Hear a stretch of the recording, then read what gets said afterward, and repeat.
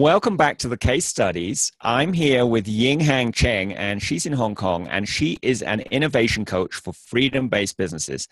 And she is the author of the future best-selling book, Finding Your YOLA Lifestyle with Your YOLA Business.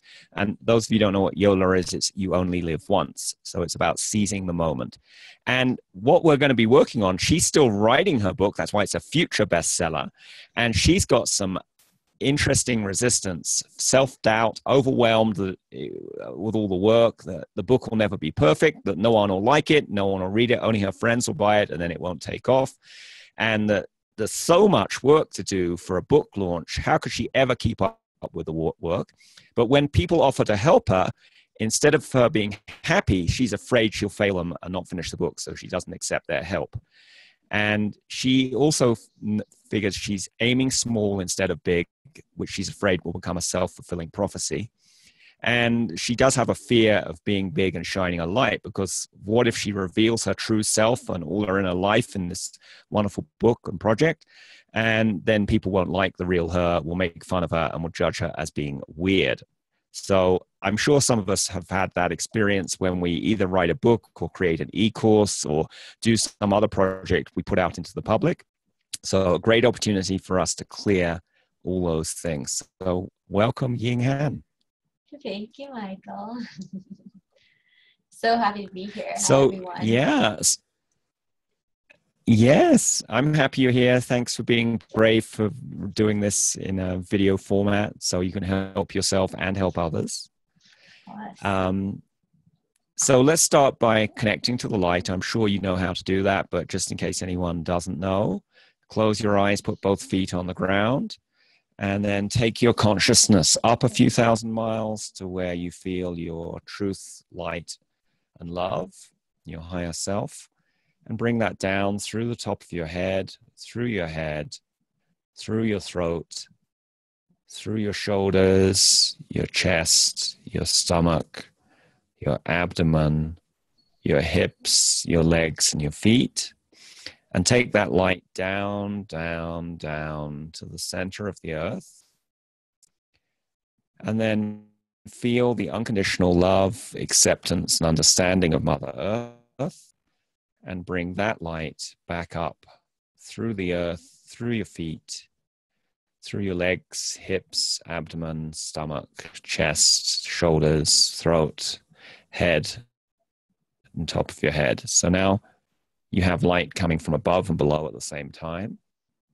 And then expand your heart out as big as the room you're in, as big as the building, as big as the city, as big as the country, as big as the planet, as big as the solar system, as big as the galaxy, and as big as the universe.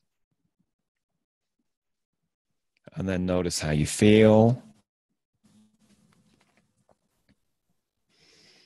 And if you choose to, as well as to connecting to Mother Earth from below, you can connect to your home planet from below as well. You don't have to know where that is or what that means. Just notice how you feel when you do that. About 80% of people on this planet feel better when they do that. Alrighty, so let's have a look at these fears and resistances and blocks you have, and let's let them go. So you mentioned you'd written a whole bunch of pages for your book, but you're having difficulty completing it. Yeah, and this is the final call where I'm just going through all of it, pulling it all together, rearranging things. Yeah, and getting stuck in the details. Yeah, it feels like there's so much to do in the book, and there's so many different decisions to make, and and you want to beef it up, and then you're just like, oh, but I already said that already somewhere else. Should I just consolidate them? Yeah. Yeah. So what would it take for you to complete your book with ease and grace? What would it take to complete your book with ease and grace this month?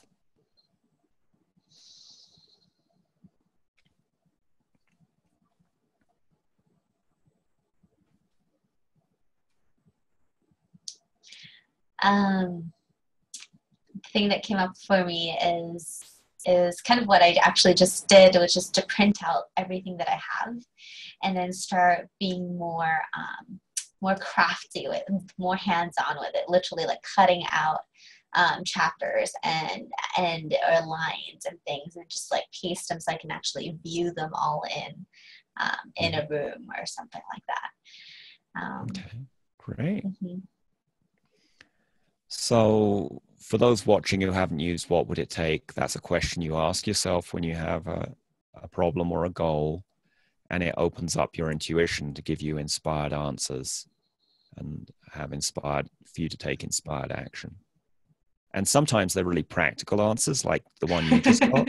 Sometimes Yeah. they may not make total sense. You might have got the answer, go to some cafe for lunch. And you're like, what's that got to do with the book? But then you meet a friend who can help you edit the book, or know someone who can help edit. That's a good one. So yeah, this even one if you is funny. yeah, even if your intuition gives you strange things, you know, it's good to take action on them. And sometimes it takes asking the question several times or in slightly different ways. You notice how we asked it with what will it take to complete the book with ease and grace? But also I said, what will it take to complete the book with ease and grace this month? And you may get different answers to those two versions, right? Yeah, because true. the first one might have an answer completing it in 12 years time with ease and grace, right? Whereas you actually want to get it completed now. Yeah, the first one, the answer was just do it. And then the second one was a bit more specific on what to do. Yeah. Mm-hmm. Great. So you're going to remember to try that out later. And you can ask the question again. You may get other inspirations. And I use the words ease and grace. I didn't just ask what will it take to complete the book, because that might be just get, someone to stand over you and berate you until it was done, which wouldn't be very easy and graceful. You sort of imagine you're sort of doing that to yourself already. Pretty much. Yeah. I'm Pomodoroing it pretty much. That's yeah. Which, that's a technique, but why not create this with ease and grace so you're not stressed over it? Mm-hmm. You can feel good. So that's another thing, you can modify with what would it take. Just decide what the characteristic is of how you want to create this. Do you want ease, grace, joy, profit, whatever the characteristics are that you add into it. And you'll get different ideas from your intuition depending on the questions you ask. Because our intuitions are smart, but the quality of the answers depends on the quality of the questions you ask. I also feel that intuition sometimes is a little gentler, a lot gentler, and with a lot more compassion, which is why I'm so attracted to this work. Yeah. Yeah. Yeah, because your intuition loves you. And it doesn't really want you to be beating yourself up, doing Pomodoro methods every 25 minutes. Yeah. Feeling anxious and guilty and fearful. That's an interesting experience. Maybe you incarnated in order partly to have this experience of wanting to write a book, but then having the resistance and then overcoming it and going through some angst through it, and then learning that you didn't need to do that and increasing the connection to your higher self, your intuition. It's entirely possible you designed this whole book project with that in mind from a spiritual level, not from a conscious level. I'm sure you didn't say, I'm going to write a book and it'll be hell and then it'll be like heaven when I get it done. It'll be the biggest personal growth experiment. Yeah. Which is like often business. Often our businesses are a way we grow personally a lot. I think most entrepreneurs grow a lot, and every entrepreneur is given the opportunity to grow a lot. When we hire an employee who turns out not to be good, or when we get a customer who we thought would be great, but then they have problems. Or when we do a project and then we run into our own self-resistance and we have no one else to blame but ourselves. Plenty of opportunities for growth, and it's our choice as to whether we take each opportunity or not. Absolutely. Yeah. I mean, some people just repeat the same issue over and over again, and they keep getting handed this opportunity for growth, right? They hire a bad employee, they suffer with them, they finally get them to leave somehow, and then they do it all over again. So we're not about that. We're about being conscious and healing things. So you mentioned self-doubt, that you're doubting your ability. Is that right? Tell me more about your self-doubt. It comes up in all sorts of situations. But the thing with this particular self-doubt is that the creativity side is totally great. Like I know the book is flowing out of me as I'm creating it, but the editing part is where the self-doubt comes in. So I worked through the creativity self-doubt, and those gremlins have transformed. And so the editing part is more like, oh, like, should I leave this in? Should I leave this out? And I have a feeling that, using the logical mind could be a great way, but it tends to, there's just like never ending decision-making processes that are happening in my head as opposed to in my heart. Deciding with my heart, like what does my audience really need to hear from me right now? Do you know who your audience is? Do you have an Yeah. avatar for your audience? It's pretty much. Could you visualize seeing that audience person in front of you and ask them should this chapter stay here or move there? Should I move this section or delete it? Could they help you? This avatar, this imaginary ideal target audience person? The visual that I got was a gingerbread man sitting on a chair, which is funny as an avatar. But I think that could work. I don't know if they would like say anything, but yeah, I could give it a shot. Well, yeah, you could have the printout of the chapter, and you could, ask your avatar, does this chapter need to move? And they can give you a yes or no. You could have the pages of the chapter laid out and ask them, can you point out a section that needs the most work for me? Yeah. If you're really feeling like going down intuition land, you could have those printouts be upside down when you ask the avatar, and you take a pen or a pencil and just kind of intuitively mark the pieces that need work without you having your rational mind understanding what they are. Ooh. And then you turn it over and you can look at it. Or you could run your hand down it and see where it feels sticky. Having asked your avatar to indicate that way to you. That's going to be a fun one. Yeah, you don't, because the logical mind is a great tool, but the problem is it is susceptible to doubt and questioning and worrying, because that's one of its skills, right? Questioning, but it can get a little out of control. Yeah. So I just want you to imagine you're editing your book and you're feeling this self-doubt about you don't know which thing is right or which is the best decision to make. And then what do you notice in your body when you're feeling this? I feel like there's like a constriction in my throat area. And what else do you notice in your body?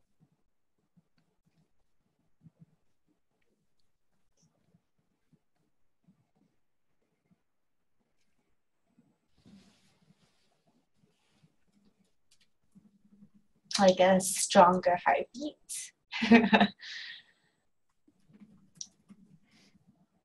What else do you notice?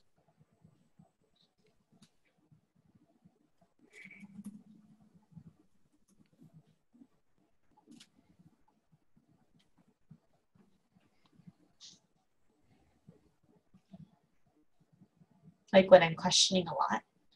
Mm-hmm. Yeah. Mm,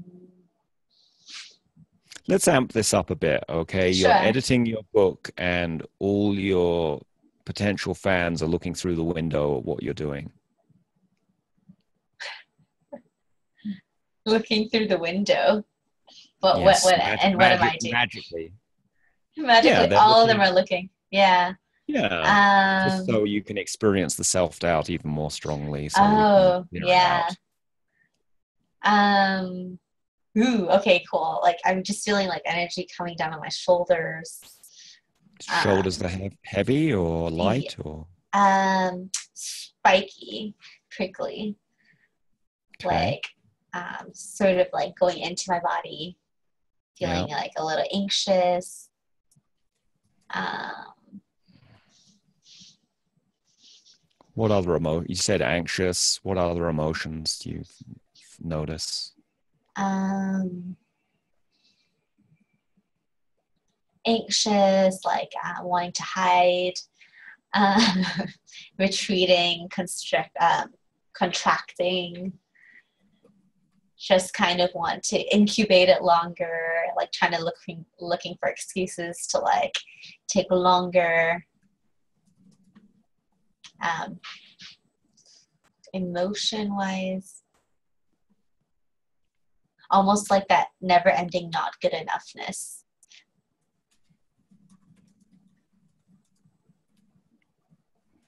Okay. So are you ready to clear this out of your life? Because I'm imagining that self-doubt is not something that just happened this month with editing the book, but it's something that has popped up throughout your business and life. Yeah, for sure. I mean, I've cleared out so much of it. Like I'm just like ready to clear as anything there is left. All Um, right. yeah. So I'm going to ask you a question in a moment, and I don't need the logical answer from your memory. I just need Mm, whatever comes into your mind first thing, and that would be the intuitive answer. sure. Any second guesses you get are your logical mind trying to give the right answer. Okay. Okay. So when you think about having self-doubt and your throat is constricted and your heart's beating strong and your shoulders have spiky energy on them, you feel anxious, you want to hide, you're contracting, you're looking for excuses to get more time, and you just have this never-ending feeling not good enough. What's the youngest age you had this same set of sensations and emotions? 3. And who was that with? Mom, dad, teacher, Grandma? friend, grandma? Someone with Okay. curly hair. I don't know.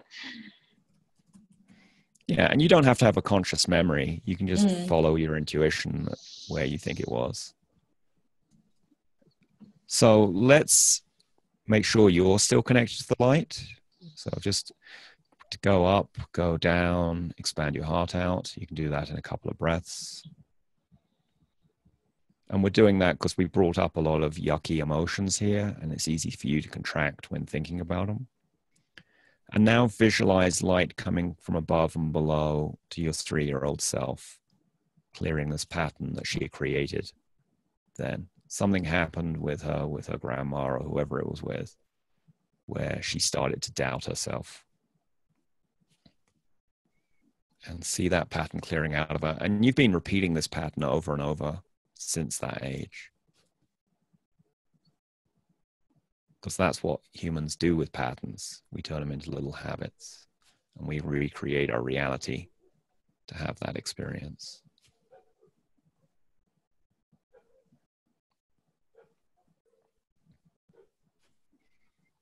And let's send light from above and below to every other age that you've had self-doubt and these other sensations. Let's see them all. When I'm clearing, I get head twitching. You might yawn, or you might fart, or you might need to stretch. People release energy in different ways.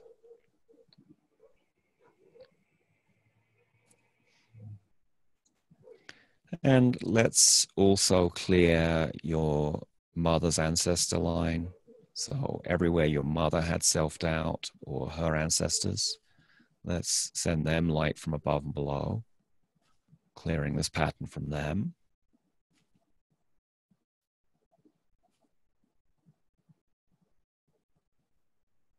You could ask your intuition how many ancestors on my mother's side had this pattern, if you wanted to.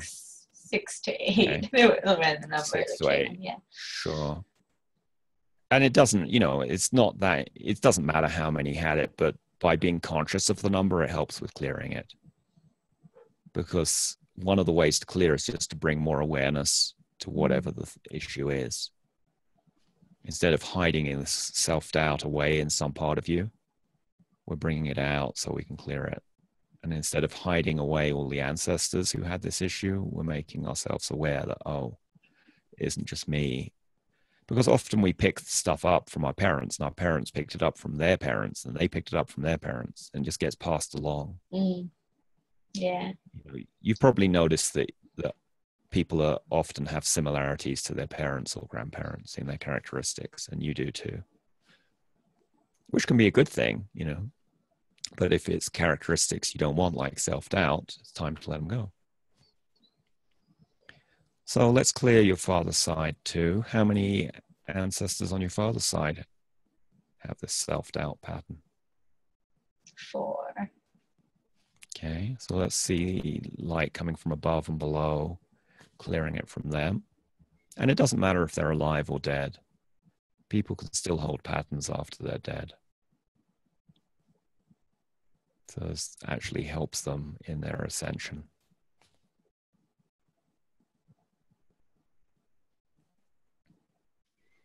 And it's important you imagine light coming from above and below to them, and you're not just sending light from your heart to clear the pattern. I mean, that second method works, but then it leaves you really tired out. So I really don't recommend you do healing by sending light from yourself. Much better to command the universe to send light from above and below.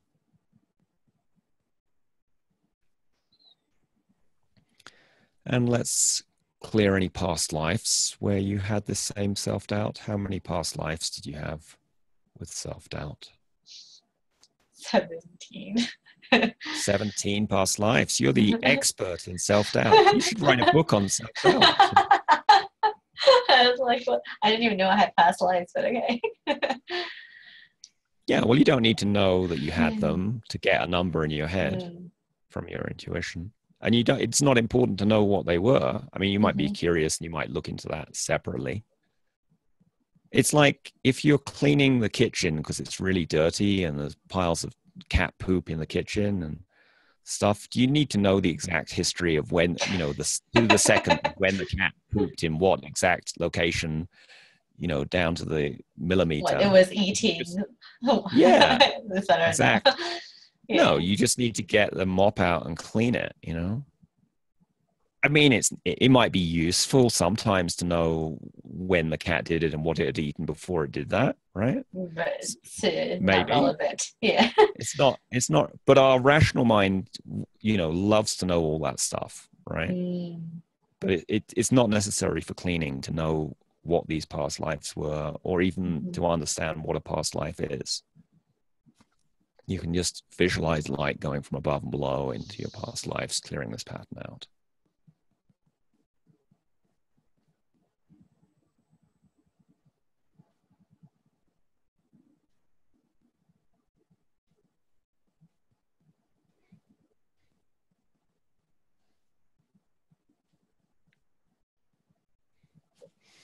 And let's just send light from above and below into any other dimensional aspects of yourself.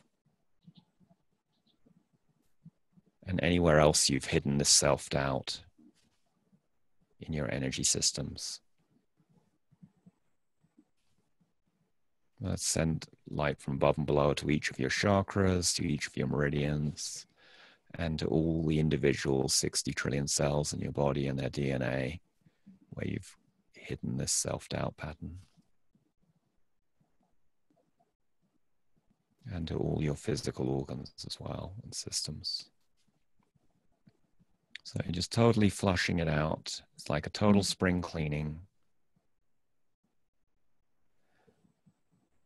Okay, so we can let that keep on clearing in the background. So I'll just ask your intuition on a scale of 0 to 100, right? Where 0 is no self-doubt left and 100 was the original amount was there. What percentage is left to clear? 40. Okay, so you can keep asking yourself that. You can repeat this exercise yourself. This is a pattern you've had for many lifetimes. Many of your ancestors had it. You've repeated it a lot. Probably your school friends had it. You know, if you have employees, I wouldn't be surprised if some of them have it.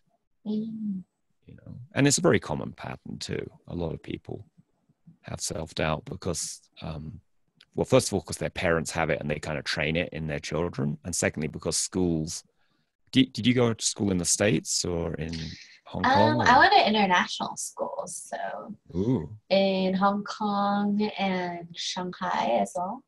Yeah. Wonderful.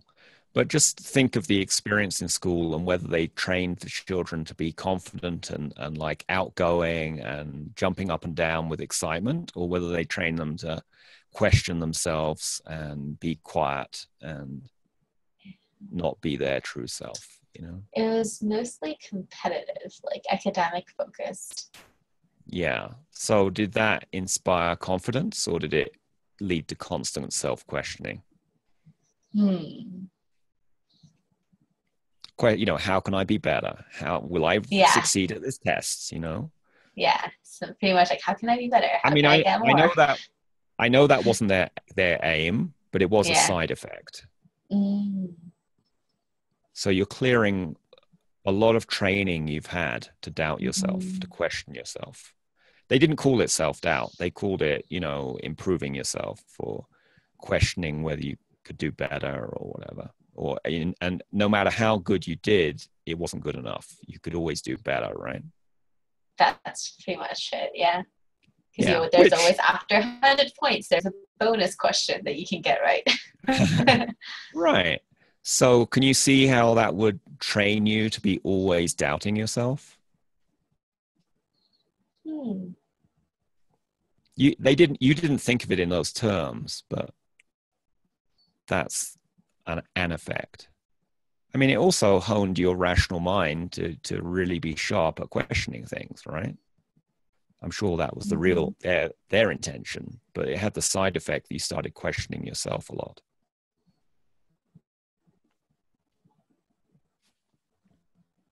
So let's keep the useful part of that. What would it take to keep the useful part of a skilled questioning rational mind and let go the self-questioning, the self-doubt, the self-worry?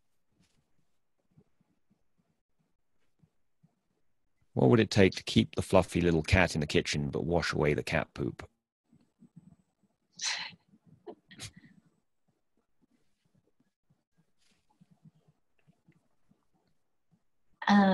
This disconnect with it is what came So just visualize this energy of self-doubt around you. What does that, what color is it? Where is it? It's like a donut cloud. A donut. And what color is it? It's like a gray, blue-gray donut cloud. Okay. And any other qualities? Is it heavy, light? It's opaque, but it has got like shimmers in it. But it's heavy. Okay. And is it in front of you, behind you, above you, below you, inside you? It's kind of like a the swimming pool donut like float thing. Okay. So just visualize a copy of yourself in front of you with this donut around her. Because it's often easier to work on a copy of yourself than to work on, from you being inside your body.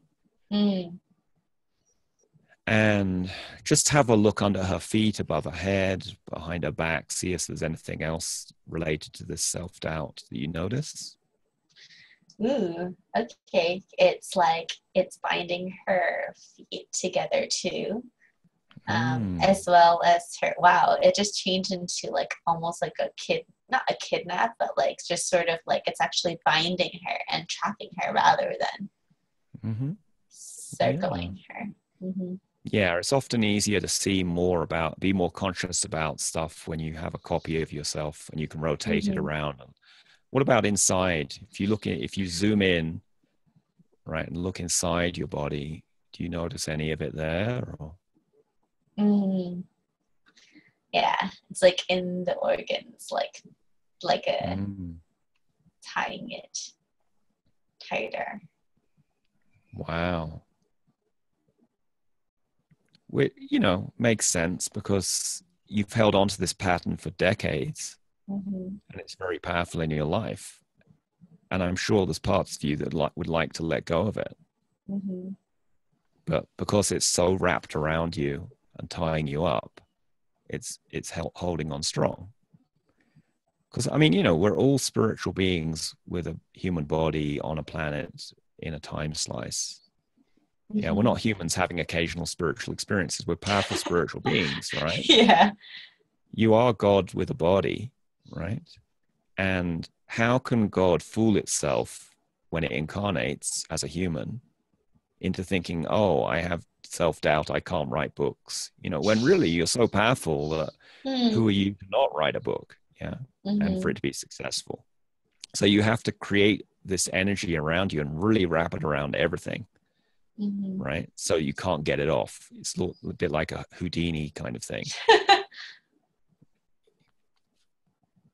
So let's visualize this copy of yourself and let's Mm-hmm. see light coming from above and below into every Mm-hmm. part of you. And let's imagine you're kind of zooming in like you can on your smartphone. You're zooming in on the Mm-hmm. image so you can get even more light into it. And let's Mm-hmm. see this self-doubt cloud just drifting off further away from you and Mm-hmm. untangling from all your organs and feet and head.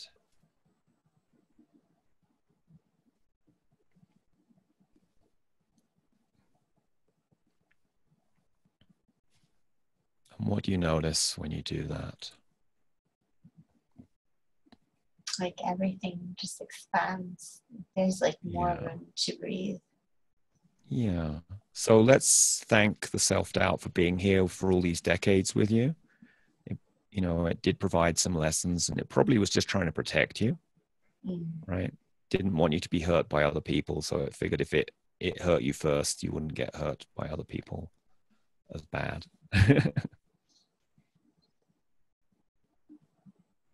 And it's also given you some great experiences, right? You've had some incredible low points in your life because of the self-doubt that you wouldn't have experienced without it.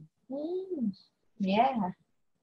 I mean, if you think of yourself as an infinite being, you know, if you're wherever infinite beings are, whether it's in heaven or somewhere else, you can't really experience difficulty in creating a project, right? You just think of creating it and there it would be created. And it'll be like boom, yeah.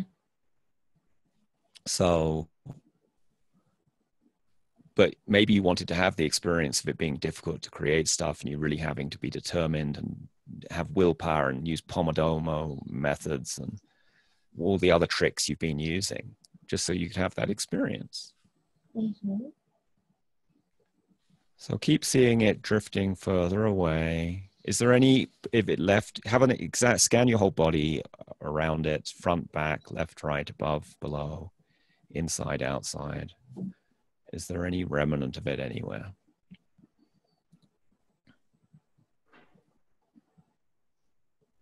Yeah, in the back. And just like evaporating Yeah. that as Often we well. hide stuff in our backs. Yeah, like right in the middle. Yeah. So because you're looking at a copy of yourself, you can rotate Mm-hmm. the copy around and look at the back. You can zoom in on it, send Mm-hmm. extra light there. So let's do that right now. Is it attached to you in some way? Is there a cord Yeah, attaching? How many that's cords attach it to you? that one's like one really big one. Okay, Big so one. let's ask Archangel Michael to come in and help cut that with his sword of light. And how did you allow this cord to stay attached to you for so long? Let's heal where it attached to you. What's the mechanism it stayed attached? I see some psychic objects in there. I'm just going to send those to the light. But what's the emotional or pattern reason you had for allowing self-doubt to stay attached?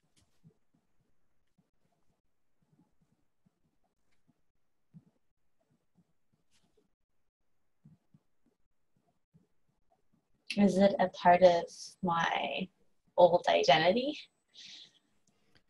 Yeah, I think so. I got fear of being too big, fear of shining your light too much, and people wouldn't love you. Maybe your mother wouldn't love you if you were too happy and joyful and running around. Mm.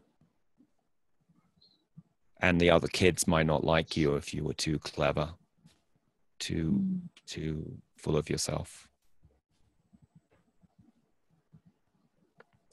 Certainly the teachers might not like you.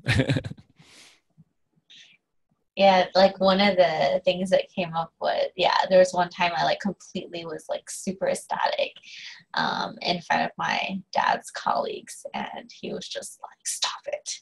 Like, because I was like screaming and jumping up and down as a kid. So maybe that's what came up when you said too big, too happy.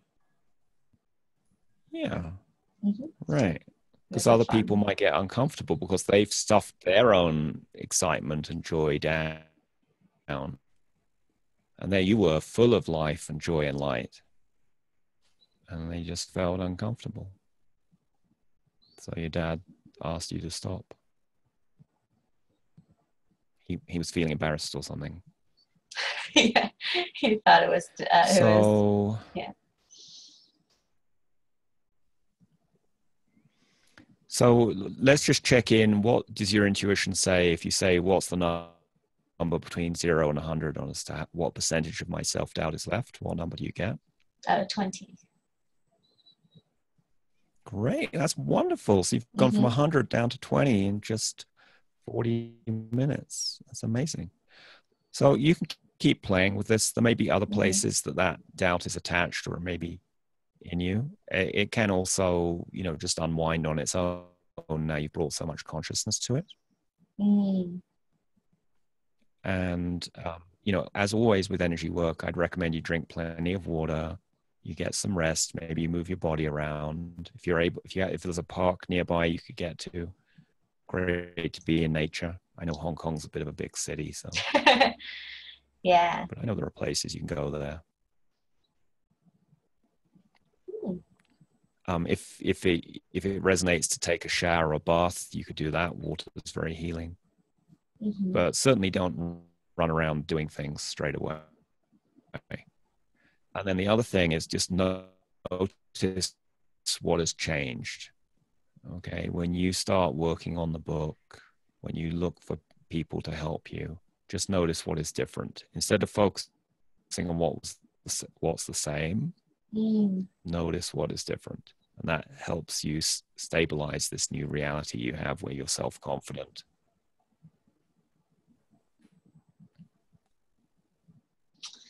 Very interesting.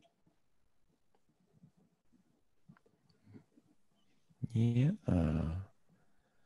So I'll look forward to seeing your book and its great success. Thank you. I'd love you to leave feedback in the Facebook group on what you've noticed.